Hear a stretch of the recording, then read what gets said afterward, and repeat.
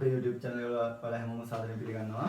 අද අපි කතා කරන්න යන්නේ මේ MCQ support paper 2. ඉතින්දී අපි බලමු අද අලුත් දෙයක් ඉගෙන ගන්න බලන්න. හොඳයි. මුලින්ම කියන්න ඕනේ මේ පොඩි චුට් දෙයක් තියෙනවා. ඔයාලා subject තුනම balance එකේ කරගෙන යන්න. හේතුව එක subject එකකට විතරක් වැඩිපුර මහන්සි වෙන්න හදන්න එපා. ඒක මම බොරු වැඩක් කරනවා මේදී.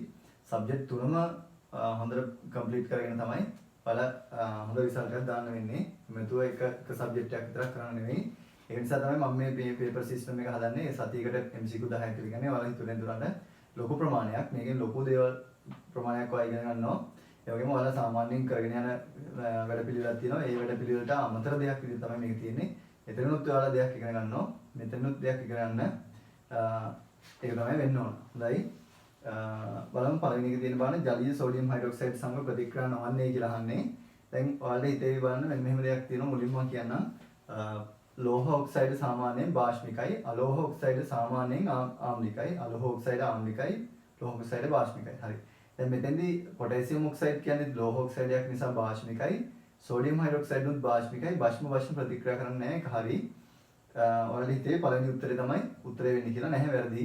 හේතුව ජලීය සෝඩියම් හයිඩ්‍රොක්සයිඩ් කිව්වොතින් ජලයත් එක්කත් ජලයත් එක්කත් මේ පොටෑසියම් ඔක්සයිඩ් වලට ප්‍රතික්‍රියා කරන්න පුළුවන්. ඒතර මෙන්න මේ පොටෑසියම් ඔක්සයිඩ් කියන එක නා ජලයත් එක්ක ප්‍රතික්‍රියා කරලා අනුරූප භස්මය හදනවා.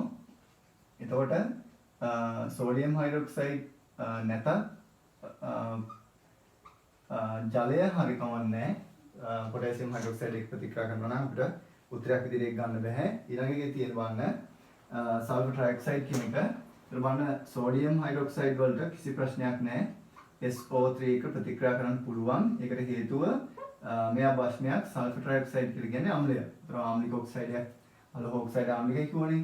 ඒතර සෝඩියම් හයිඩ්‍රොක්සයිඩ් සල්ෆර් ට්‍රයිऑක්සයිඩ් අම්ල භස්ම ප්‍රතික්‍රියා කරලා ලවණ ජලය තමයි හදන්නේ. Na2SO4 ධන ජලය තමයි මෙතෙන්දී හැදෙන්නේ. ඒක මත තියාගන්න. අනිවාර්යයෙන්ම සෝඩියම් හයිඩ්‍රොක්සයිඩ් එක ලෝහ ඔක්සයිඩ් ප්‍රතික්‍රියා කරේ සෝඩියම් හයිඩ්‍රොක්සයිඩ් එක අලෝහ ඔක්සයිඩ් ප්‍රතික්‍රියා කරන්න පුළුවන්. අලෝහ ඔක්සයිඩ් ආම්ලික නිසා. ඊළඟ පියවර තියෙන බලන්න සෝඩියම් හයිඩ්‍රොක්සයිඩ් එක ප්‍රතික්‍රියා කරන්න දාලා තියෙනවා Cl2O3 කියන එක නා.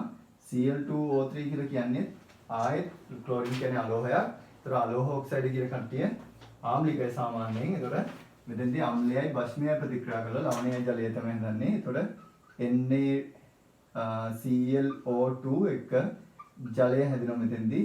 ඒතර එයාව ප්‍රතික්‍රියා කරන්න පුළුවන්. එයාගේ ඊළඟට සිංක් ඔක්සයිඩ් කියන එක අර දැනගෙන තියාගන්න. සිංක් ඔක්සයිඩ්, ඇලුමිනියම් ඔක්සයිඩ් වගේ දේවල් උභයගුණී ඔක්සයිඩ්. උභයගුණී ඔක්සයිඩ් කියලා කියන්නේ අම්ලත් එක්කත් භස්මත් එක්කත් දෙගොල්ලත් එක්කම ප්‍රතික්‍රියා කරන්න පුළුවන් කෙනෙක්. ඒතර සෝඩියම් හයිඩ්‍රොක්සයිඩ් භස්මයත් එක්ක සිංක් ඔක්සයිඩ් උභයගුණී ඒ නිසා ප්‍රතික්‍රියා කරන්න පුළුවන්. සෝඩියම් හයිඩ්‍රොක්සයිඩ් එක සිංක් ඔක්සයිඩ් ප්‍රතික්‍රියා කරලා හදනවා Na2SO2 සෝඩියම් සිංකේට් කියන එක ධන ජලයත් හැදෙනවා තෙන්දී. ඔක තමයි වෙන්නේ. උභයගුණී ඔක්සයිඩ් එකක් වන සිංක් ඔක්සයිඩ් සෝඩියම් හයිඩ්‍රොක්සයිඩ් භස්මයත් එක්ක ප්‍රතික්‍රියා කරලා. හරි. ඊළඟට අන්තිම උත්තරේ තියෙන බලන්න මැග්නීසියම් ඔක්සයිඩ් කියන එක. මැග්නීසියම් ඔක්සයිඩ් කියන එක නම් බාෂ්මිකයි හේතුව මැග්නීසියම් ලෝහයක්. ලෝහ ඔක්සයිඩ් සාමාන්‍යයෙන් බාෂ්මිකයි. භස්ම ඒ කියන්නේ මැග්නීසියම් ඔක්සයිඩ් භස්මය සෝඩියම් හයිඩ්‍රොක්සයිඩ් භස්මයත් එක්ක ප්‍රතික්‍රියා කරන්නේ නැහැ. ඒ වගේම මැග්නීසියම් ඔක්සයිඩ් කියන එක ජලයත් එක්ක ප්‍රතික්‍රියා කරන්නේ නැහැ. එයාගේ ටිකක් ජල අද්‍රාව්‍ය ඔක්සයිඩයක් විදිහට තමයි මේක සලකන්නේ. ඒතර උත්තරේ වෙන්නේ ප්‍රතික්‍රියා නොකරන ඔක්සයිඩ් විදිහට මැග්නීසියම් ඔක්සයිඩ් එක. ඊළඟ ප්‍රශ්නයට යනවා අපි කැල්සියම් කාබයිඩ් ජලය ග්‍රෑම් 320ක් එක ප්‍රතික්‍රියා කරවලා නිපදවා ගන්න පුළුවන් ඇසිටලීන් C2H2 කියලා කියන ඇසිටලීන් කියන එක වායු අණු සංඛ්‍යාව කොච්චරද කියලා තමයි අහන්නේ. කරන් තියෙන්නේ මුලින්ම තුලිත සමීකරණ ලියන එක CaC2 කියන කැල්සියම් කාබයිඩ් ජලයත් එක්ක ප්‍රතික්‍රියා කළා එතෙන්දී හැදෙනවා කැල්සියම් හයිඩ්‍රොක්සයිඩ් කියන එක CaOH twice එක C2H2 ඇසිටලීන් වායු හැදෙනවා. ඒක තමයි වෙන සිදු වෙන ප්‍රතික්‍රියාව මෙතෙන්දී. අපිට දීලා තියෙන බලන්න කැල්සියම් කාබයිඩ් වල ස්කන්ධයක්. ඒතර මේ ප්‍රතික්‍රියාව තුලිත කරන්න ඉස්සෙල්ලම තුලිත කරන්න ඔයාලට මෙන්න මෙතෙන් දෙකක් දැම්මට පස්සේ තුලිත වෙනවා. ජලාන දෙකක් දැම්මම තුලිතයි. ඒතර කැල්සියම් කාබයිඩ් එකකින් ඇසිටලින් වායුව එකක් හැදෙනවා. අපි මුලින්ම හොයාගමු දීලා තියෙන දීලා තියෙන කැල්සියම් කාබයිඩ් ස්කන්ධය පාවිච්චි කරලා එයාගේ මෝල් සංඛ්‍යාව සමීකරණේ සරල සමීකරණයක් තියෙන මෝල් සංඛ්‍යාව සමානයි ස්කන්ධය බෙදීම මৌলিক ස්කන්ධ කියන සමීකරණයට. එතකොට බලන්න අපිට කැල්සියම් කාබයිඩ් වල ස්කන්ධය 320යි ග්‍රෑම් කියලා දීලා තියෙන බලන්න ඒක බෙදන්න. කැල්සියම් කාබයිඩ් වල මৌলিক ස්කන්ධයෙන් කැල්සියම් 40යි මৌলিক ස්කන්ධය හදදී කාබන් 12 දෙකක් 24යි ඔක්කොම එනවා 64ක්. එතකොට බලන්න 64යි ග්‍රෑම් මෞලයට තමයි යාගේ මৌলিক ස්කන්ධය වෙන්නේ. ග්‍රෑම්ට ග්‍රෑම් කැපිලා ගියාට පස්සේ බලන්න මෙතන 32 10ක් එනවා 32 2යි 10 බෙදීම 2යි කියන්නේ 5යි. ඒතර බලන්න කැල්සියම් කාබයිඩ් මවුල 5ක් එනවා අපිට. ඒ මවුල 5 එකට 1 අනුපාතයෙන් තමයි ඇසිටලින් නිපදවන්නේ. ඒතර බලන්න මෙතෙන්දී කැල්සියම් කාබයිඩ් මවුල 5ක් නම් ඇසිටලින් වායුත් මවුල 5ක් හැදෙන්න ඕන. අපි ඔන්න මවුල ගාන හොයාගත්තා. අපෙන් අහන්නේ මවුල නෙවෙයි ඇසිටලින් වායු අණු සංඛ්‍යාව කොච්චරද කියලා. ඔයා සමීකරණයක් දැනගෙන තියෙනවා මෙන්න මේ වගේ n සමානයි n වාරයක් l කියන එක. ඒ කියන්නේ අණු සංඛ්‍යාව සමානයි මවුල සංඛ්‍යාව වාරයක්. ඒ වගේ අඩු නියතය කියන එක. ඒතර බලන්න වායු මවුල 5යිනේ. වායු මවුල සංඛ්‍යාව වැඩි කරන්න 6.02 වැඩි කිරීම 10.23යි මවුලයට කියන එතනින්. බලන්න මවුලයට කැපිලා ගියාට පස්සේ අවසානයේ අපි උත්තර එනවා 6.02 වැඩි කිරීම 10.23 වාරයක්. මම පහිනක්ම ඉස්සරහට ගත්තා 5යි. මේක තමයි අපිට අවසානයේදී එන උත්තරේ වෙන්නේ. උත්තරේ තොරෙන්නේ දෙවෙනි උත්තරේ. හොඳයි ඊළඟකදී බලන්න කියනවා නියත පීඩනයේදී සහ ඉහළ උෂ්ණත්වවලදී ස්වයන් සිද්ධ වන ක්‍රියාවලියක ඩෙල්ටා H සහ ඩෙල්ටා S වල ලක්ෂණ පිළිබඳව පහත කුමක් සත්‍ය වේද කියලා තමයි හිතන්නේ අහන්නේ. මම මේකදී පොඩි කාරණාවක් මෙතනදී කියලා දෙන්නම්. මෙතන තියෙන්නේ සමීකරණයේ ගිබ්ෂෝත් ශක්තියට අදාළ සමීකරණය. ඔයාලා දන්නවා ඩෙල්ටා G සමානයි ඩෙල්ටා H ඍණ T ඩෙල්ටා S කියන සමීකරණය. මෙතෙන්දී ඉහළ උෂ්ණත්වවලදී ස්වයන් සිද්ධ වෙන්න නම් හරි මම මේක මේ විදිහට කියන්නම්.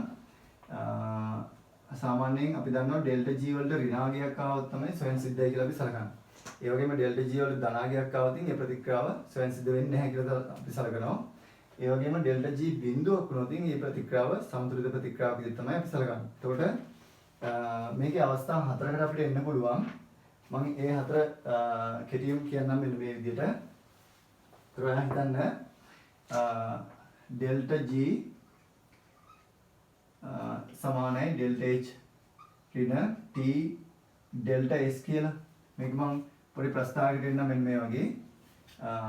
එතකොට ඩෙල්ටා G වලට ඍණාගයක් ගත්තොතින් අනිවාර්යයෙන්ම එහෙම වුණොතින් අනිවාර්යෙන් ප්‍රතික්‍රියාව ස්වයන් සිද්ධයි. අපි හිතමු මෙන්න මෙයාට ඍණාගයක් ඇවිල්ලා මෙයාට ධනාගයක් ආවොත්. ඒ කියන්නේ එන්තල්පි වෙනසට ඍණාගයක් ඇවිල්ලා එන්ට්‍රොපි වෙනසට ධනාගයක් ආවොත් ඔයාලට තේරෙනවා මේ ඍණාගයයි ධනාගයයි ගුණ කරාට පස්සේ අනිවාර්යයෙන්ම ඍණේ එන්නේ. ඒතර ඒ ඍණයි මේ ර්ණයි සමස්තය ඍණයි අන්න ඩෙල්ටා G වලට ඍණාගයක් එනවා. ඒ කියන්නේ මේ ප්‍රතික්‍රියාව අනිවාර්යයෙන්ම ස්වයන් සිද්ධයි. අනිවාර්යයෙන්ම ස්වයන් සිද්ධයි මේක. එතකොට බලමු ඊළඟට ඊට පස්සේ ඩෙල්ටා G වලට ධනාගයක් ඇවිල්ලා ඩෙල්ටා S වලට එන්ට්‍රොපි වෙනසට ඍණාගයක් ආවොත් වන්න මෙයා ධනයි මේ ඍණයි ධනාගයක් එනවා. ඒතර සමස්තේ මේ ගුණිතයත් ධන වෙනවා. ධනයි ධනමයි. එහෙනම් මේක අනිවාර්යයෙන්ම ස්වයන් සිද්ධ නොවේ. කිසිසේත්ම ස්වයන් සිද්ධ වෙන්න බැරි ප්‍රතික්‍රියාවක් මේ තියෙන්නේ. උෂ්ණත්වය වෙනස් කරලත් කරගන්න බැරි ප්‍රතික්‍රියාවක් තියෙන්නේ. ඊළඟට තව අවස්ථාවකදී අපි බලමු. ඔය හිතන්න ඩෙල්ටා H ඍණාගයක් ඇවිල්ලා ඩෙල්ටා S වලට ඍණාගයක්ම ආවොත්. ඒතර ඩෙල්ටා H ඍණයි ඩෙල්ටා S නුත් ඍණයි. ඒතර මේ ඍණයි ධනාගයක් එනවා. ඒතර මේ සමස්ත ගුණිතය ධනාගයක් එද්දී ඒ ධනාගයට වඩා මේ ඩෙල්ටා H වල ඍණාගය වැඩි වුණොත් අන්න මෙතෙන්ට ඍණාගයක් එන්න පුළුවන්. එහෙම වෙන්න නම් මේ ඍණාගය එන්න නම් මේ ඍණ අගේ වැඩි වෙන්න ඕන. එහෙනම් මේ ගුණිතය අඩු කරන්න එහෙනම් අඩු උෂ්ණත්වයකදී මෙන්න මේ අවස්ථාව වෙන්නේ T අඩු අවස්ථාවකදී තමයි මේ ගුණිතයේ ධනාගය අඩු වෙලා ඍණාගයට වඩා සමස්තාගය ඍණාගයක් ඇවිල්ලා ඩෙල්ටා G වලට ඍණාගයක් එන්නේ. ඒක අඩු උෂ්ණත්වයේදී ස්වයන් සිද්ධ වෙන්න පුළුවන් ප්‍රතික්‍රියාවක්. ඕකේ අනිත් පැත්ත බලමු. ඩෙල්ටා H ධනාගයක් ඇවිල්ලා ඩෙල්ටා S වලට ධනාගයක් ආවොත් මම කිව්වා අවස්ථා හතරක් තියෙනවා. ඒ හතර විතරයි තියෙන මේක කතා කරන්න. ඒ ධනාගයක් ආවොත් ඔයාලට තේරෙනවා මේ ධනයි මේ ඍණයි මේ ධනයි ඍණාගයක් එන්නේ. ඒ සමස්ත ගුණිතයේ ඍණාගය වැඩි වෙන්න නම් මේ ධන ඩෙල්ටා H වල ධනාගයට වඩා මේ සමස්ත ගුණිතයේ ඍණාගය වැඩි වෙන්න නම් උෂ්ණත්වය වැඩි වෙන්න ඕනේ. එහෙනම් T වලගේ වැඩි වුණොත් අන්න ඒ ගුණිතය කියන්නේ ඍණයි ධනයි ඍණාගය වැඩි වෙලා සමස්ත ගුණිතයේ ඍණාගය වැඩි වෙනවා මේ ඩෙල්ටා H වල ධනාගයට වඩා. එහෙම වුණොත් අනිවාර්යයෙන්ම ස්වයං සිද්ධ කරන්න පුළුවන්. මෙන්න මේ අවස්ථා හතර විතරයි දැනගන්න ඕන. ඒක විශේෂයෙන්ම අත තියාගන්න. එහෙනම් අපේ ප්‍රශ්නේ අපි කතා කරලා තිබුණා නියත පීඩනයකදී සහ ඉහළ උෂ්ණත්වයකදී ස්වයං සිද්ධ වෙන්න නම් ඩෙල්ටා H වලට අනිවාර්යයෙන්ම ධනාගයක් බිඳුවට වඩා විශාලගයක් තියෙන්න ඕන. ඒ වගේම ඩෙල්ටා S වලට ඒත් බිඳුවට වඩා විශාලගයක් තියෙන්න ඕන. උත්තරේ 1. මේක අර ප්‍රශ්න ටිකක් ගොඩක් එහාට මෙහාට කරලා විස්තර ටිකක් හිතන්න ඕන නිසා තමයි පළවෙනි උත්තරෙම දීලා තියෙන්නේ. තවත් මහන්සි කරවන්න ඕන නැති නිසා ඊළඟ ප්‍රතික්‍රියාවට ඊළඟ ප්‍රශ්නෙට මම එන්නම්. හතරවෙනි එකේ කියන්නේ බලන්න එන්තල්පි දත්ත කීපයක් දීලා තියෙනවා. ඔක්කොම දීලා තියෙන බාහනාවට සම්මත උත්පාදන එන්තල්පිය ගැන දීලා තියෙන්නේ. අපෙන් අහන්නේ එතන ඕනේ සම්මත දහන එන්තල්පිය වන්නේ කොහොමද කියලා. එතකොට ඒකේම බලන්න C2H5OH කියන එක නම් මේක වායු නෙමෙයි මේකේ ප්‍රිටින් මික්ස්චර් එකක්. ඒක ලික්විඩ් වෙන්න ඕන. ධන ඔක්සිජන් වායුවත් එක්ක ප්‍රතික්‍රියා කරාට පස්සේ හැදෙනවා ඕනම කෙනෙක් දහනය කරාට පස්සේ කාබන් ඩයොක්සයිඩ් සහ ජලය තමයි හැදෙන්නේ. ඉතින් ඕනම කෙනෙක් කියන්නේ හයිඩ්‍රෝකාබන් විශේෂයෙන්ම හිතා ගන්න එහෙම. මෙතනදී මන්දසාර වලත් අනිවාර්යයෙන්ම කාබන් ඩයොක්සයිඩ් සහ ජලය තමයි පළ විදිහට එන්නේ. ඉතින් ඔයා කාබන් සංඛ්‍යාවට අදාළව කාබන් ඩයොක්සයිඩ් ප්‍රමාණයක් ලියන්න. මෙතන ඉතල බලන්න 2යි CO2 හැදෙන්න ඕන වායු විදිහට. ඒ වගේම හයිඩ්‍රජන් තියෙන බාන 5.6යි. එහෙනම් බලන්න ජලාණු 3ක් හැදෙන්න ඕන හයිඩ්‍රජන් සංඛ්‍යාව බැලන්ස් වෙන්න ඕන ඔය විදිහට. එතකොට ඒක ලික්විඩ් අවස්ථාවේ තියෙන්න ඕන සම්මත අවස්ථාවේ තියෙන්න ඕන නිසා මෙන්න මේ ප්‍රතික්‍රියාවේ එන්තල්පි විපර්යාසය සම්මත දහන එන්තල්පි ඩෙල්ටා H θ C තමයි අපින් අහන්නේ හදලා පෙන්නන්න කියලා. හරි ඊට පස්සේ ඊළඟට අපි කරන්න ඕන ඔක්සිජන් තුලිත කරන්න ඕන. මෙතන දෙවරක් දෙක 4යි 3 වරක් එක 3යි 4යි 3යි 7ක් තියෙනවා. දකුණු පැත්තේ 7ක් තියෙනවා. වම් පැත්තේ 7ක් වෙන්න ඕන. මෙතන එකක් තියෙන නිසා මෙතෙන්ට 6ක් වෙන්න 3ක් දාගත්තා නම් සුලිතයි ප්‍රතික්‍රියාව. හොඳයි අපි බලමු එන්තල්පි දත්තා ගැන දීලා තියෙන නිසා මේකදී අපිට යන්න තියෙන ලේසිම ක්‍රමය තමයි ඩෙල්ටා H θ C සමාන වෙනවා සිග්මා ඩෙල්ටා H θ F ඵල ඍණ සිග්මා ඩෙල්ටා H θ F ප්‍රතික්‍රියක. මේක තමයි අපිට යන්න තියෙන සමීකරණය වෙන්නේ. ඒතර ඵල කියලා ගත්තොත් කාබන් ඩයොක්සයිඩ් දෙකක එකතුවක් එන්න ඕන.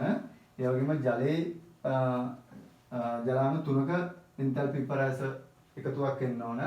බලමු ඵල කියලා ගත්තොත් බලන්න ඒතර දෙක වැඩි කිරීම කාබන් ඩයොක්සයිඩ් වල අගේ වන ඍණ 394 ඒකට එකතු වෙන්න ඕන බලන්න 3ෙන් වැඩි කරනවා අපි ජලාණු 3ක් තියෙන නිසා 3 වැඩි කිරීම ඍණ 286යි. ඒ තමයි ඵලවල එන්තල්පි විපර්යාස වල එකතුව වෙන්නේ ඍණ 286යි ඍණ 394යි යයි.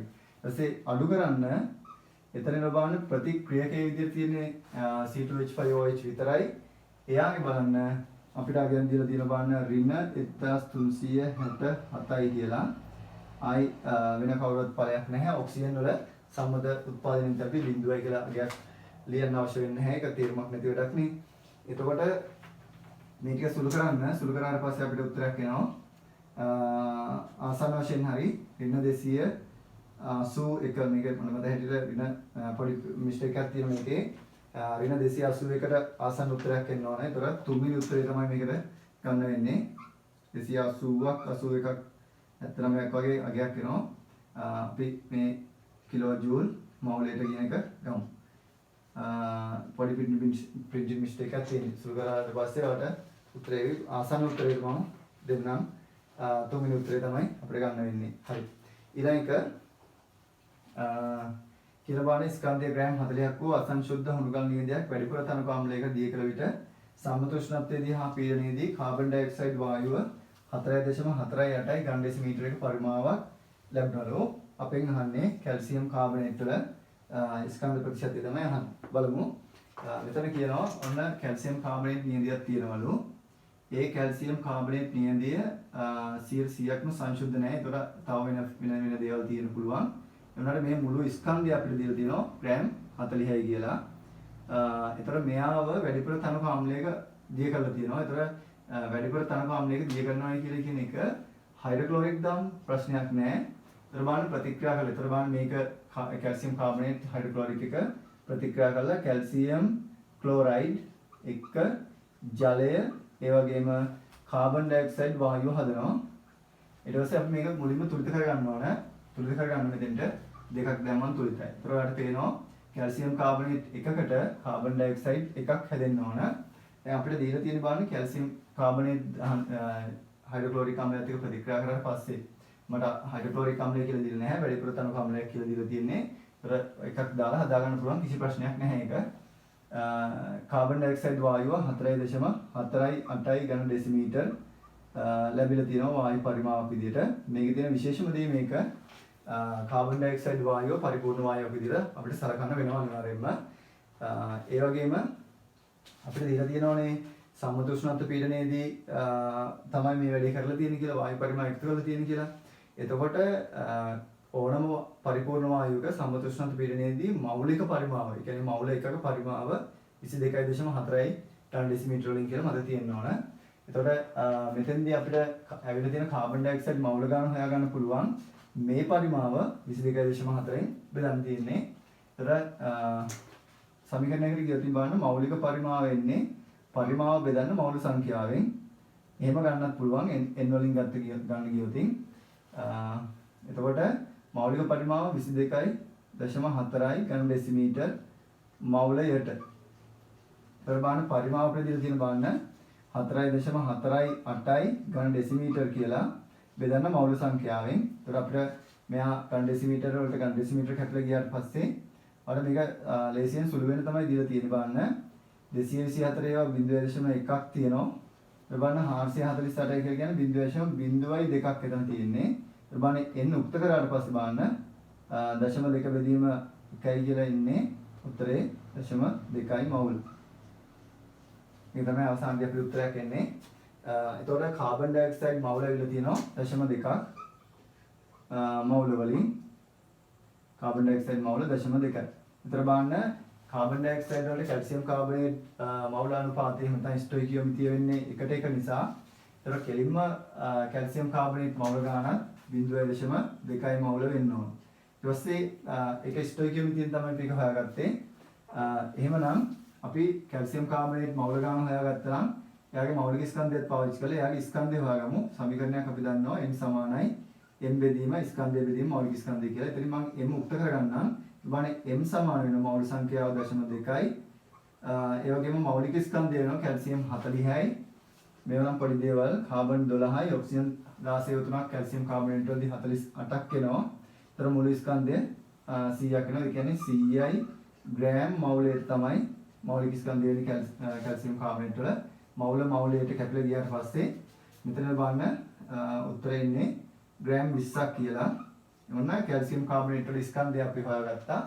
ඊට පස්සේ කැල්සියම් කාබනේට් වල ස්කන්ධ ප්‍රතිශතය හොයන්න නම් කැල්සියම් කාබනේට් වල ස්කන්ධය මුළු ස්කන්ධයෙන් බෙදලා 100න් වැඩි කරන්න තියෙන්නේ. ඒක අමාරු නැහැ. මෙතෙන්දී අපිට කැල්සියම් කාබනේට් ස්කන්ධ ප්‍රතිශතය හොයන්න පුළුවන්. CaCO3 ස්කන්ධ ප්‍රතිශතය සමානයි. අපි එයාගේ ස්කන්ධය හොයාගත්ත ග්‍රෑම් 20ක් කියලා. ඒ 20 බෙදන්න මුළු ස්කන්ධයේ ග්‍රෑම් 40යි. 40න් බෙදලා 100න් වැඩි කරන්න. එතකොට අපිට ස්කන්ධ ප්‍රතිශතය ගන්න පුළුවන්. ඒක බලන්න ග්‍රෑම් ට ග්‍රෑම් කැපිලා යනවා 20 1යි 20 2යි 1ට 2යි කියලා කියන්නේ 100ක් 50ක් කියලා තමයි අපිට එන්නේ උත්තරේ. කැල්සියම් කාබනේට් ස්කන්ධ ප්‍රතිශතය විදිහට. හොඳයි. ඊළඟ ප්‍රශ්නෙට මම එන්නම්. ඊළඟ එකේදී තියෙන බලන්න අපිට ක්වොන්ටම් අංක කුල කීපයක් දීලා තියෙනවා. කුලක දෙකක් දීලා තියෙනවා. එතනින් ඒ අදාළ මූල ද්‍රව්‍යයේ අයිති වෙන ගුණම තමයි අපෙන් අහලා තියෙන්නේ. මම මුලින්ම එන්නම් මේ දීලා තියෙන බලන්න අවසාන ශක්ති මට්ටමේ කිසියම් ඉලෙක්ට්‍රෝනයකට අදාළ දීලා තියෙනවා. එතකොට බලන්න දීලා තියෙනවා n සමානයි මුලින්ම 3යි කියලා දීලා තියෙනවා. ඊට පස්සේ l සමානයි 1යි කියලා දීලා තියෙනවා. m l සමානයි 0යි කියලා දීලා තියෙනවා. මෙතනින් අපි බලමු මොකද මේ කියන්නේ කියලා. n වලින් කියන්නේ ප්‍රධාන ශක්ති මට්ටම. ඒතර එයාගේ අවසාන ප්‍රධාන ශක්ති මට්ටම වෙන්නේ 3 වෙනි ශක්ති මට්ටම. හරි. මේ ඒතර මෙතනින් පෙන්නන්නේ ප්‍රධාන ශක්ති මට්ටම. ඒතර 3 වෙනි ශක්ති මට්ටමේ තමයි මෙයා අවසාන ඉලෙක්ට්‍රෝනේ තියෙන්නේ. ඒතර මෙයාමයි තියෙන ගොනුව අපිට අල්ලගන්න පුළුවන් ශක්ති මට්ටම 3. ඊට පස්සේ L වලින් කියන්නේ උපශක්ති මට්ටම කියන එක. ඒතර මෙතන උපශක්ති මට්ටම නම් උපශක්ති මට්ටම් අපි කතා කරනවා S උපශක්ති මට්ටම P උපශක්ති මට්ටම ඒ වගේම D උපශක්ති මට්ටම SPD F විදිහට ඔය විදිහට උපශක්ති මට්ටම් අපි කතා කරනවා. ඒතර මතක තියාගන්න ඕනේ මෙච්චරයි. S නම් එයාට අපි L වලට දෙන්නේ බිංදුව වගේ. ඒ වගේම P නම් එයාට අංක 1 දෙනවා. D නම් එයාට අංක 2 දෙනවා. F නම් අංක 3 දෙනවා. ඒතර මේ L වලට අංක 1 ඇවිල්ලා තියෙන්නේ P උපශක්ති මට්ටමේ තියෙන ඉලෙක්ට්‍රෝනයක් කියන එක. ඒතර බලන්න P උපශක්ති මට්ටමේ තියෙන ඉලෙක්ට්‍රෝනයක් ලේසියෙන්ම අපිට අල්ලගන්න පුළුවන්. එහෙනම් අවසාන ශක්ති මට්ටම 3 ඒ වගේම එයා P උපශක්ති මට්ටමේ තමයි ඉන්නේ. අවසාන ඉලෙක්ට්‍රෝනයක් එතකොට. හොඳයි. ඊට පස්සේ බලන්න L වලින් කියන්නේ කාක්ෂිකය ගැන. මෙතන ඒතර කාක්ෂිකය නම් කාක්ෂිකයේදී එයා ඉන්න කාක්ෂිකය. ඒතර අපි හොයාගත්ත P උපශක්ති මට්ටම කියලා. P උපශක්ති මට්ටමේ අපි දන්නවා කාක්ෂික තුනක් තියෙනවා. x y z කියලා අපි ගන්නවනේ. ඒ කාක්ෂික තුනෙන් බලන්න මෙයාට අපි x කියලා දෙනවා. sorry x y z ඔය විදිහට යන්නේ. උනාට මම අංක දෙන්නම්. මෙයා ඍණ 1යි, මෙයා බිංදුවයි, මෙයා ධන 1යි තියෙන්නේ. ප්‍රමාණ බිංදුව කියලා කියන්නේ මෙන්න මෙතන තියෙන ඉලෙක්ට්‍රෝනයක් වෙන්න ඕන. මේ ඉලෙක්ට්‍රෝනය අනිවාර්යයෙන්ම ඒතර තුන්වෙනි ශක්ති මට්ටමේ P උපශක්ති මට්ටමේ මේ මැද තියෙන කාක්ෂිකයේ තියෙන ඉලෙක්ට්‍රෝන එක ගැන තමයි මෙයා කියලා තියෙන්නේ. හොඳයි. ඒතර ඔයාලට තේරෙන දැන් ඒතර මෙයා P උපශක්ති මට්ටමේ නම් මෙයා අයිති වෙලා තියෙන්න ඕන P ගොනුවට කියන එක තමයි මෙතනින් අල්ලගන්න වෙන්නේ අපිට. ඊළඟ තැනට අපි ගියොත් ඒක තියෙන බලන්න n සමානයි 4 කියලා තියෙනවා. ඒ කියන්නේ ප්‍රධාන ශක්ති මට්ටම 4 වෙනි ප්‍රධාන ශක්ති මට්ටමේ L සමානයි බිංදුව කියලා දීලා තියෙනවා. ඒ කියන්නේ එයාගේ උපශක්ති මට්ටමට අදාළ වෙන කෙනෙක් තමයි දීලා තියෙන්නේ. ඒකත් මම ආයෙ මුලින්ම කියනවා. මම මෙතන කලින් කිව්වා වගේ L වලට බිංදුව આવොතින් එයා S උපශක්ති මට්ටමේ, L වලට 1 આવොත් එයා අනිවාර්යයෙන්ම P උපශක්ති මට්ටමේ, L වලට 2 આવොත් එයා අනිවාර්යයෙන්ම D උපශක්ති මට්ටමේ ඇති වෙන්නේ. ඒ විදිහට L කියන එක නා බිංදුව වෙලා කියලා කියන්නේ මෙයා S උපශක්ති මට්ටම තමයි අයිති වෙන්න ඕන. එහෙනම් දැන් තේරෙනවා මෙයා S කාක්ෂිකයට වගේ තමයි අයිති වෙන්න ඕන කියලා. ඒ වගේම ML කියන එක බිංදුව ඇවිල්ලා තියෙනවා. අපි දන්නවා ML කියන එක බිංදුව වෙන්න පුළුවන්. L බිංදුව වෙලා S උපශක්ති මට්ටමට આવොත් තමයි ෂුවර් එකටම. එහෙනම් මේ ඉලෙක්ට්‍රෝනය අයිති වෙලා තියෙන්නේ S ගොනුවට. දෙවෙනි ඉලෙක්ට්‍රෝනය B කියන එක දෙවෙනි මූල ද්‍රව්‍යය අයිති වෙලා තියෙන්නේ S උපශක්ති S ගොනුවට. පළවෙනි මූල ද්‍රව්‍යය අයිති වෙලා තියෙන්නේ P ගොනුවට. උත්තරේ 4 වෙනි එක තමයි අපිට ගන්න වෙන්නේ. ඊළඟ ප්‍රශ්නෙට මම එන්නම්. ජලීය KI2 ද්‍රාවණයක් සමග පහත කුමන ද්‍රව්‍ය ප්‍රතික්‍රියා කරයිද? ඒ කියන්නේ ප්‍රතික්‍රියා කරන කට්ටිය තමයි අපෙන් අහන්නේ කවුද ප්‍රතික්‍රියා කරන්න කියලා. හොඳයි. මේකෙදි ඔයා බලන්න ඕනේ මෙන්න මේක ජලීය මාධ්‍යයේදී බලන්න ජලයත් එක්ක මෙන්න මෙතන විශේෂ දෙයක් තියෙනවා. ඒක ජලයත් එක්ක ප්‍රතික්‍රියා කරන්න පුළුවන් කට්ටියත් හොයන පළවෙනි ප්‍රශ්නේ වගේම KI වල තියෙන I- එක ප්‍රතික්‍රියා කරන්න පුළුවන් කෙනෙක් ඉන්නවා නම් එයත් අල්ලගන්න. I2 එක ප්‍රතික්‍රියා කරන්න පුළුවන් කෙනෙක් ඉන්නවා නම් එයත් අල්ලගන්න. ඒ විදිහ තමයි උත්තරේට යන්න තියෙන්නේ. KCl ගත්තොත් බලන්න එතන KCl එක ප්‍රතික්‍රියා කරන්න පුළුවන් කෙනෙක් නම් ජලයත් එක්කත් ප්‍රතික්‍රියාවක් නැහැ. ඒක අයනීකරණය අයන බවට පැත්වීමක් විතරයි තියෙන්නේ. KI එක්කත් ප්‍රතික්‍රියාවක් නැහැ මෙතෙන්දී. I2 එක්කත් ප්‍රතික්‍රියා කරන්න බෑ මෙතෙන්දී. මම ඒකට චෝටි දෙයක් මෙතනින් මතක් කරලා දෙන්නම්. ඇත්තටම රෙඩොක්ස් ප්‍රතික්‍රියාවක් නෙවෙන්න ඕන. එහෙනම් ඔක්සිහරණ ප්‍රතික්‍රියාවකට තමයි යන්න ඕන. තව දෙයක් තියෙනවා. ඔයාලා දන්නවා හැලජන කාණ්ඩයේ F2 Cl2 ඒ වගේම Br2 ඒ වගේම I2 කියලා හැලජන කාණ්ඩය තමයි තියෙන්නේ. ඒ හැලජන වලින් ඔයාලා දන්න මෙන්න මෙහෙම දෙයක්.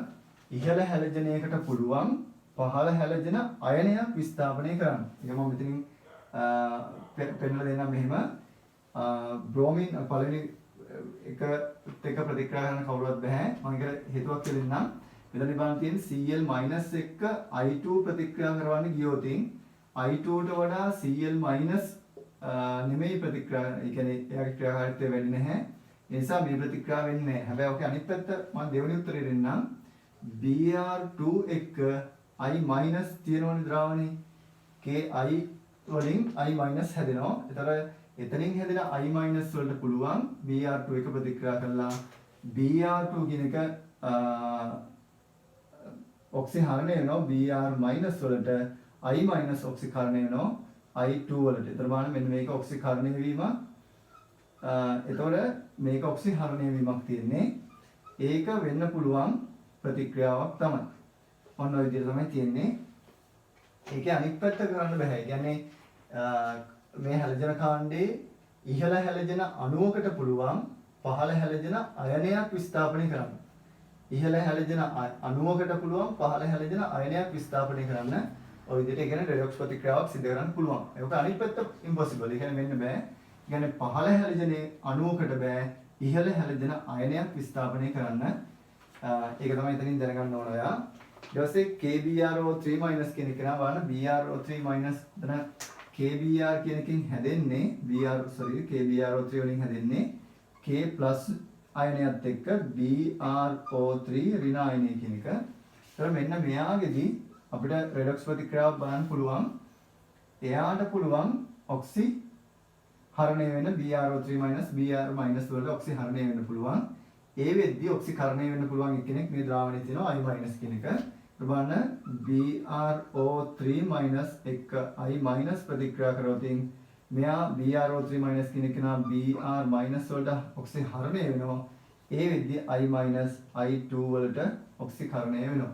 බලමු මෙයාගේ ඔක්සිකරණාංකය හොයන්න ගියොත් බලන්න ඒක මම හොයනවා මෙහෙම x ඍණ 6 සමානයි ඍණ 1යි ඍණ 6යි කියලා මම කෙලින්ම ගන්නෙ ඍණ 2ව 3ක් ඍණ 6යි ඊට පස්සේ මෙතන ඒ අයනේ ආරෝපණයට සමාන කරලා තමයි මම මේ ගන්න හදුවේ. ඊට බලන්න x සමාන වෙනවා බලන්න ධන 5ට. මෙතෙන්දි බලන්න යා ඍණ 1 තමයි ඔක්සිකරණාංකය තියෙන්නේ. ඒතර ධන 5 ඍණ 1ට යනවා කියලා කියන්නේ ඔක්සිකරණාංකය උඩ ඉඳන් ඍණාගයක් දක්වා අඩු වෙනවා. ඒ කියන්නේ ඔක්සිකරණාංකය අඩු වෙලා ඔක්සිහරණය වෙනවා යා.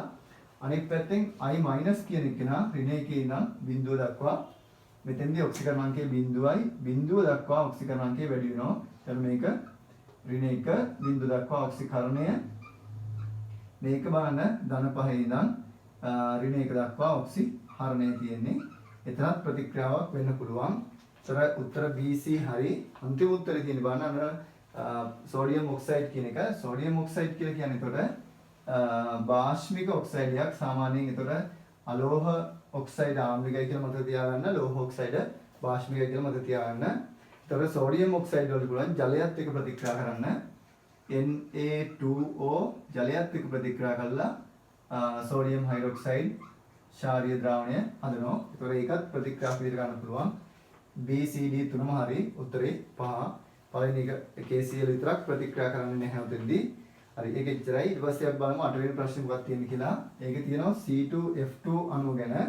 C2F2 අණුවේ පරමාණු සකස් වීම වලට දීලා තියෙන බලන්න මේ විදිහට තියෙන එක F කාබන් ෆ්ලෝරින් විදිහට තියෙන්නේ. මේක හරියටම ඇසිටලින් වලට අනුරූප එක්කෙනෙක්. මේකේ ඔයා ලුයිස් විහ අඳින්න ගියොතින් ෆ්ලෝරින් වල අවසාන ශක්ති මට්ටම ඉලෙක්ට්‍රෝන 7යි. ඒ කියන්නේ 7 ඒවා දෙකක් තියෙනවා ඉලෙක්ට්‍රෝන. ඒ වගේම කාබන් වල අවසාන ශක්ති මට්ටම ඉලෙක්ට්‍රෝන 4යි. 4 ඒවා දෙකක් තියෙනවා.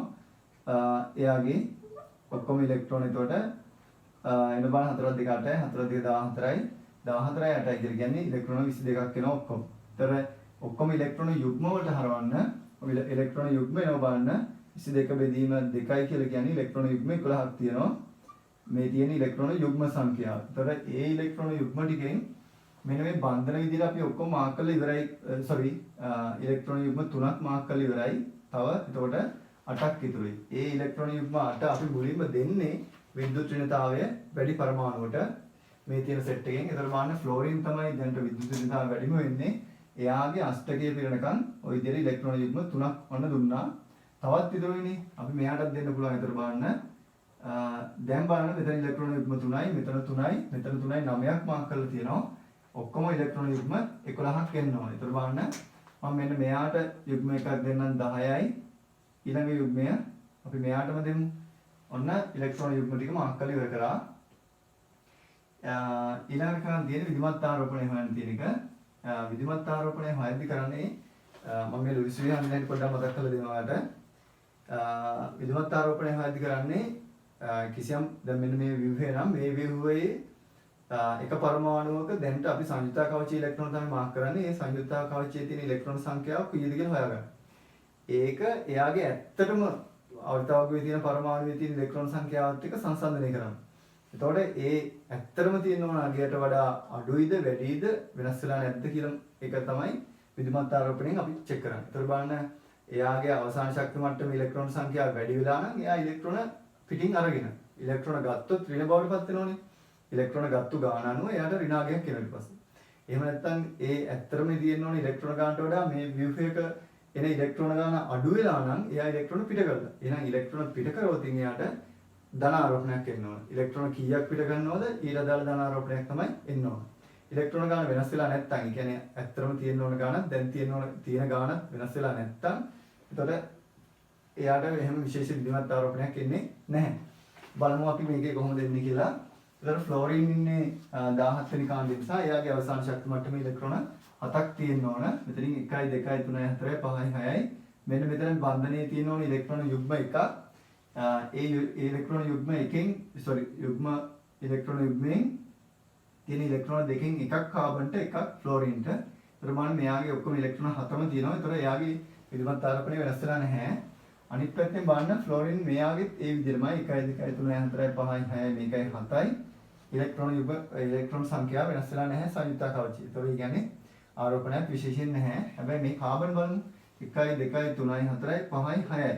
ඔයාලට හිතේ මේකේ මම මෙන්න මේ බන්ධනයේදී ඉලෙක්ට්‍රෝන එකයි ගණන් කරන්නේ. ඒකට හේතුව ඒ බන්ධනයේ හැදිලා තියෙන ඉලෙක්ට්‍රෝන දෙකෙන් එකක් ෆ්ලෝරින්ගේ අනිත් එක අනිත් කාබන්. මේ කාබන්ට ඒ නිසා කාබන්ගේ පැත්තේ තියෙන ඉලෙක්ට්‍රෝන විතරක් ගණන් කරන්න. මෙතනත් එහෙමයි 1 2 3 4 5 6යි. ඒ කියන්නේ සාමාන්‍ය කාබන් වල අපි දන්නවනේ එයාගේ තියෙනවා සංයුක්ත කවචයේ ඉලෙක්ට්‍රෝන 6යි.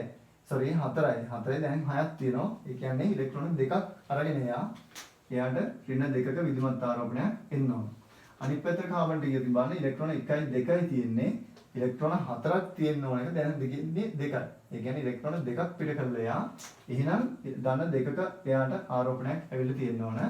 ඊළඟ ස්ටෙප් එකේදී අපි කරන්නේ මෙන්න මේ විධිමත් ආරෝපණ හැකියාව අඩු කරන එක. ඒතර විධිමත් ආරෝපණ හැකියාව අඩු කරන්න නම් ඍණ ආරෝපණ තියෙන තැනින් නම් ධන ආරෝපණ තියෙන පැත්තට අපි ඉලෙක්ට්‍රෝන 10ක් කරලා බන්ධනයක් හදනවා අලුතෙන්. එතෙන්දි පරිස්සම් වෙන්න අෂ්ටක ඉක්මවන්න බැරි වෙන විදිහට තමයි අෂ්ටක නීතියට ගැලපෙන විදිහට තමයි මේ වැඩේ කරන්න වෙන්නේ. ඒතර මේ ඉලෙක්ට්‍රෝන යුග්මයකින් ඔයාලට බන්ධනයක් හදන්න ඉලෙක්ට්‍රෝන යුග්මයක් දෙන්න පුළුවන්. එතකොට ඔයාලට පේනවා මේ කාබන්ට නම් ප්‍රශ්නයක් වෙන්නේ නැහැ. මෙතන යුග්ම 1යි යුග්ම 2යි 3යි 4යි එයා මෙතෙන්ට ගියා කියලා මෙයාගේ ඉලෙක්ට්‍රෝන යුග්ම සංඛ්‍යාව වෙනස් වෙන්නේ නැහැ. අෂ්ටකේ හරි. ඒනට මෙයාගේ දැන් තියෙනවා ඉලෙක්ට්‍රෝන යුග්ම දෙකක්. ඒ කියන්නේ ඉලෙක්ට්‍රෝන 4ක් තියෙනවා. මේ එන දෙකත් එක්ක 6ක් වෙනවා. ඒත් අෂ්ටකේ සම්පූර්ණ නැහැ. එහෙනම් තාමත් පුළුවන් මෙන්න මේ යුග්මයක් මෙයාට දෙන්න පුළුවන් කිසි ප්‍රශ්නයක් නැහැ. දැන් අපි අලුතෙන් ඇදලා බලමු. අතන බලන්න ෆ්ලෝරින් ඔය විදිහට තියෙනවා. කාබන් මෙතන ත්‍රිත්ව බන්ධනයක් වෙන බලන්න කාබන් ෆ්ලෝරින්. අපි ඒක සරත් මාක් කරලා බලුවොත් ඔය විදිහට මේක තමයි ස්ථායිම ලුයිස් විහය වෙන්නේ. ඔය විදිහට තියෙන C2F2 අණුව ගත්තොත් ඒක පිළිබඳ සත්‍ය වගන්ති තමයි අපි ගහන්නේ. හැඩය රේඛීය වේ. රේඛීය වෙනවා. හේතුව කියන්නම් මම. අපි දන්න සාමාන්‍යයෙන් මුහුම් කරන අවස්ථාවනකට හැඩය තීරණය කරන්න පුළුවන්.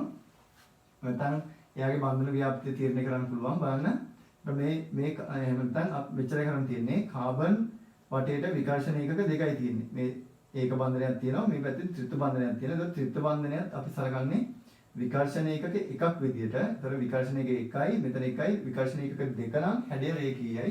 මුහුම් කරන පැත්තෙන් යන්නත් පුළුවන්. ඊට පස්සේ බලන්න මේ කාබන් සලකුවත් මේ පැත්තේ විකර්ෂණ ඒකක 1යි මේකේ 1යි විකර්ෂණ ඒකක 2ක් නම් හැඩය රේඛීය වෙන විදිහට තමයි ව්‍යාප්ත වෙන්නේ. ඒතර සමස්ත ෆ්ලෝරින් සහ කාබන් ටික රේඛීය විදිහට තමයි තියෙන්නේ. ඒතර පළවෙනි කතාව හරි. ඊළඟට කියනවා සීලම පරමාණු වට වැස්ප යුගල් එකතුව 8ක්ලු. බලමු 1යි. ඒ කියන්නේ වැස්ප යුගල් කියලා කියන්නේ වේලන්ෂියල් ඉලෙක්ට්‍රෝන පෙයා රිපල්ෂන් කියන එක. ඒ කියන්නේ සංයුක්ත කවච වල තියෙන ඉලෙක්ට්‍රෝන යුග්ම වල එකතුව කියන එක. ඒ කියන්නේ ඒක බන්ධන ඉලෙක්ට්‍රෝන යුග්ම වෙන්න පුළුවන්. එහෙම නැත්නම් ඒකසර ඉලෙක්ට්‍රෝන යුග්ම වෙන්න පුළුවන්. ඒක බන්ධනයක් වුණත් අපි විකර්ෂණ එකක එකක් විදිහට සලකන්නේ. ද්විත්ව බන්ධනයක් වුණත් අපි විකර්ෂණ එකක් විදිහට සලකනවා. ඒ වගේම ත්‍රිත්ව බන්ධනයක් වුණා අපි සලකන්නේ විකර්ෂණ එකක එකක් විදිහට. එතකොට බලන්න විකර්ෂණ එකක ඔක්කොම ගත්තම බලන්න මේ ඒක තමයි මේ වැස්ප විභාග කියලා කියන්නේ. මෙතන 1යි 2යි 3යි මේකයි 4යි මේක එක විකර්ෂණ එකක් 5යි 6යි 7යි 8යි 9ක් වෙනවා. 8 නෙමෙයි. ඒතර වැරදි. විකර්ෂණ එකක ඔක්කොම 9ක් වෙනවා. මම ආයි කියනවා මේ ත්‍රිත්ව බන්ධනයත් තනි විකර්ෂණ එකකයක් විදිහට සලකන්නේ. ද්විත්ව බන්ධනයක් උනත් විකර්ෂණ එකක විදිහට සලකන්නේ අපි. ඊළඟට කියනවා කාබන් පරමාණු දෙක අතර ද්විත්ව බන්ධනයක් නෙවෙයි ත්‍රිත්ව බන්ධනයක් එන්න ඕන. දැන් ඔයාලට ඕනනම් චෙක් කරලා බලන්න මෙතන විධිමත් ආරෝපණේ සැකයි නම් 1යි 2යි 3යි 4යි 5යි 6යි මේකයි ගණන් කරන්නේ අපි 7ක් තියෙනවා. ඒතර 7යි කියන්නේ ෆ්ලෝරින් වල 14 කාණ්ඩය. එයාගේ අවසාන ශක්ති මට්ටමේ තියෙනවනේ ඉලෙක්ට්‍රෝන ගාන හරි. ඒ ෆ්ලෝරින් වගේම තමයි මෙයාත් ඒක ප්‍රශ්නයක් නැහැ. මේ කාබන් සැලකුවොත් මේ එක ඉලෙක්ට්‍රෝන එකයි මෙතනින් ඉලෙක්ට්‍රෝන 1යි 2යි 3යි මේකයි 4යි හතරම තියෙනවා. තියෙන්නේත් ඇත්තටම 4යි. මේ කාබන්ටත් ඒ විදිහටම තමයි යන්නේ. ඒතකොට විධිමත් ආරෝපණය මුත් ප්‍රශ්නයක් වෙලා නැහැ. ඒ කියන්නේ බන්ධන අපි අඳපු ලුයිස් ව්‍යුහය වැරදි නෑ හරියටම හරි. කියනවා ඊළඟට ස්ථායි ලුයිස් ව්‍යුහයේ ෆයි බන්ධන දෙකක් ඇත කියලා. අපි දන්නවා මේ තියෙන සිග්මා බන්ධනයක් මේකත් සිග්මා බන්ධනයක්. මේ ත්‍රිත්ව බන්ධනය හැදෙද්දී අනිවාර්යයෙන්ම ෆයි බන්ධන දෙකකුත් එක්ක තමයි සිග්මා බන්ධනයක් තියෙන්නේ. ඒතර මේ සමස්ත අනුසලකොතින් ෆයි බන්ධන දෙකයි සිග්මා බන්ධන නම් තුනක් තියෙනවා. ඒතර ඒ කතාව හරි. ඒතර A හා D තමයි හරි වෙන්නේ. A හා D හරි කියලා කියන්නේ උත්තරේ 4 වෙනි එක. ඊළඟට කියන බලන්න ඇල්ෆා කිරණ විද්‍යුත් චුම්බක වර්ණාවලියට අයත් නොවේ. ඒක හරියටම හරි. අපි දන්නවා අපිට ඇල්ෆා බීටා ගැමා කියලා කිරණ වර්ග තුනක් අපි කතා කරනවා. ඒතර එතනින් විද්‍යුත් චුම්බක කිරණයක් විතරයි දෙන්නේ. ගැමා කිරණ විතරයි. ඒතර ගැමා කිරණ වලට විද්‍යුත් චුම්බක කිරණ විදිහට සැරිසරන්න පුළුවන් නම් එයාට ආලෝකයේ ප්‍රවේගයෙන් ගමන් කරන්නත් පුළුවන්. ඒ වගේම විද්‍යුත් හා චුම්බක ක්ෂේත්‍රවලදී එයා උත්ක්‍රමණය වෙන්නේ නැහැ. එතකොට පළවෙනි එක හරි. ඇල්ෆා කිරණ විද්‍යුත් චුම්බක වර්ණාවලියට අයත් වෙන්නේ නැහැ. ඒකට අපි දන්නවා ඇල්ෆා කිරණ කියලා කියන්නේ ධන දෙකක ආරෝපණයක් තියෙන කෙනෙක්. මෙයා බීටා කිරණ කියලා කියන්නේ ඍණ එකක ආරෝපණයක් තියෙන කෙනෙක්. ගැමා කිරණ කියලාත් උදින් එයාට ආරෝපණයක් නැහැ කියලා තමයි අපි සලකන්නේ. ඒ වගේම දෙවෙනි වාක්‍යය කියලා බලන්න විද්‍යුත් චුම්බක විකිරණ විද්‍යුත් හා චුම්බක ක්ෂේත්‍රවලදී උත්ක්‍රමණය නොවේ. හරියටම හරි. විද්‍යුත් චුම්බක විකිරණ කියලා කියන්නේ විද්‍යුත් ක්ෂේත්‍රවලදීවත් චුම්බක ක්ෂේත්‍රවලදීවත් උත්ක්‍රමණය වෙන්නේ නැති කට්ටිය. හැබැයි ඔය කැතෝඩ කිරණ කියලා කියන්නේ බීටා කිරණ කියන එකනේ. එතකොට බීටා කිරණ උනත් ඇල්ෆා කිරණ කියලා කියන්නේ හීලියම් ධන දෙක නැස්ටි කියන එක. එයාලට පුළුවන් විද්‍යුත් හා චුම්බක ක්ෂේත්‍රවලදී උත්ක්‍රමණය වෙන්න. වාක්‍ය දෙකම හරි. ඒ වුණාට එකට හේතුව දෙකකින් කියවෙන්නේ නැහැ. ඇල්ෆා කිරණ විද්‍යුත් චුම්බක වර්ණාවලියට අයිති වෙන විද්‍යුත් චුම්බක වර්ණාවලියට අයත් නොවේ. විද්‍යුත් චුම්බක විකිරණ විද්‍යුත් හා චුම්බක ක්ෂේත්‍රවලදී උත්ක්‍රමණය නොවේ. ඒක හරි.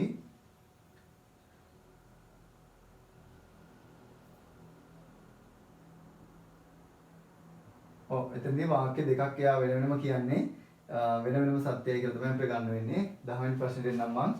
H2SO3 අණුවේ SO බන්ධන සියල්ලම සර්ව සම වේ කියලා කියනවා. අපි මේකෙත් ලුයිස් ව්‍යුහය හඳලා බලමු.